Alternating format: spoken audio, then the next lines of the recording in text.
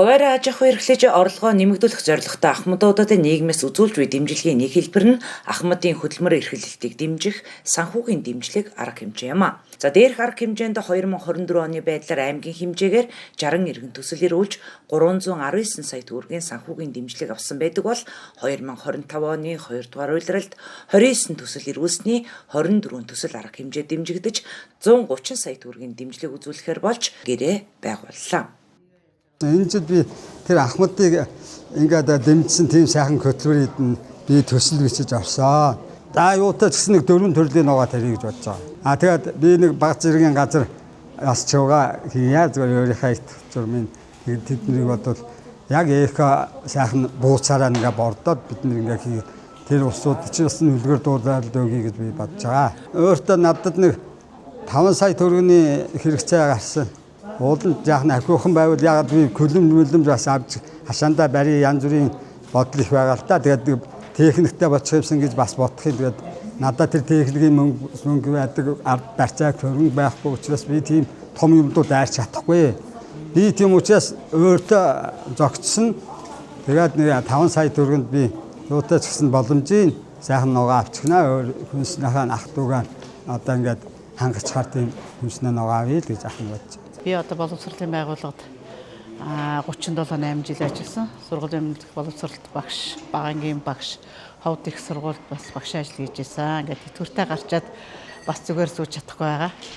Тэгээд Улаанбаатароос оёдлын нэг дөрвөн машин худалдаж авсан. Тэгээд тэрийг авч ирээд түрээсийн байранд ороод ингээд ажиллаж байна. Ямар чиглэлээр ажиллаж байгаа гэхээр ажлын хувцас оёх чиглэлээр ажиллаж байгаа. Яагаад тэгэхээр манай одоо хөргөн хоёр хүү бүгдээрээ одоо том машины жолооч нар байдаг.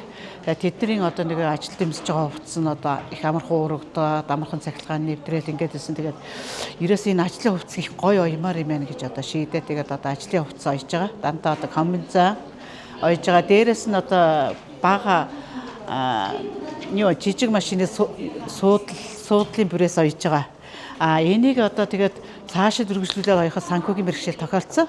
За тэгээд санхүүгийн бэрхшээл тохиолдохоор би одоо хөдөлмөр халамж үйлчлэгийн дээр газар ирээд мэрэгчлэнтнүүдтэйгээ уулзаад одоо ийм байна гэсэн. Тэгсэн одоо та бол одоо тийм сайхан ажил хийж байгаа юм байна. Таныг дэмжинэ гэсэн. Тэгээд их чинь төсөл одоо бичиж өгсөн. Тэгээд төслийнхээ дагуу одоо ингээд хурал сургалтанд нь суугаад ингээд явж байгаа. Одоогор бол ажлын байраар хүн хангахад надад санхүүгийн бэрхшээл байгаа учраас нэг оёлчин авсан байж байгаа. Тэгээ хоёулаа тэгээд түрээстэй өндөр түрээсээ төлөө тэгээд орлогоо хуваах байдалтайгаар ингээд ажиллаж байгаа. Тэгээ одоо 5 сая төгрөг авчи юу хийх юм гэхээр болж өгөөл би одоо оёлтод одоо хүн сургах санаатай байгаа. Оёлчин сургах тий бас ганц хоёр хүүхдийг оёлчин болгоё. Ажлын байраар ганц хоёр хүнийг хангая. Болж өгөөл одоо ажлын байрныхаа суур нэг хөөрхөн суур гаргаж тавьж агаад ажлын байртаа болъё гэсэн юм бодолтой л байж байгаа. Тэгээ бас өрхийнхээ одоо зүгээр сууж байхаар бие эрүүл байгаа юм чи өрхийнхээ одоо орлогыг нэмэгдүүлээд хүүхдүүдтэй бас дэмтэй болох болов гэсэн байдалтай.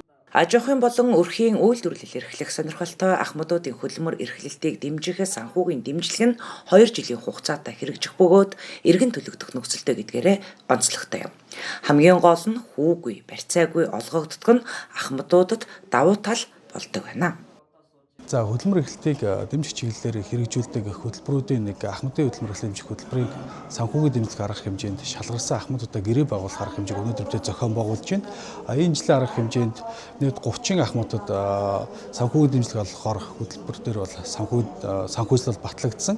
Энэ санхүүжлэлийг битэд өдөөгийн 16 сум дээр 40%, аймгийн 67 сум дээр 60% нь бол одоо санхүүжлэлтэй хуваарлсан. Энийхээ дагуу одоо энэ жил нийт 26 Ахмадуудаас хүсэлт бол хамрагдахаар хүсэлтүүд ирсэн байгаа. Энэ Ахмадуудын ажлын байран дээр очиж нөхцөл байдлын үнэлгээ хийгээд шалгаруулах ажлын хэсгээр танилцуулаад битэд шалгаруулалтаа хийгээд одоо ингээ гэрээ байгуулаа явж байна. Энэ санхүүгийн дэмжлэг маань 8 хүртэлх сая төгрөгийг 2 жилийн хугацаатай хүүгүй барьцаагүй 24 сарын хугацаатай бол ингээ авч үйлдвэрлэл үйлчлэгээ одоо явуулж тэрнийхээ одоо борлуулалтаараа ингээ эргэн төлдөг ийм үйлчлэгээ арга хэмжээ байгаа. Өмнөх онтой харьцуулахад ер нь санхүүгийн дэмжлэгийн хэмжээ нь бол ер нь бол багассан байгаа. Батлагдсан хэмжээ нь бол өмнөх онуудаар битэд одоо нийт 5 хөтөлбөрүүдийнхаа хүрээнд нийт үйлдвэрлэл үйлчлэгээ эрхэлж байгаа иргэдэд ахмадууд, залуучууд, малчин хөгжлийн бэрхшээлтэйгээд нийт зорилттой бүлгүүдрээр чиглэсэн хөтөлбөрүүдийг бол санхүүгийн дэмжлэгийн хэмжээ бол энэ жил бол хамаагүй багассан байгаа.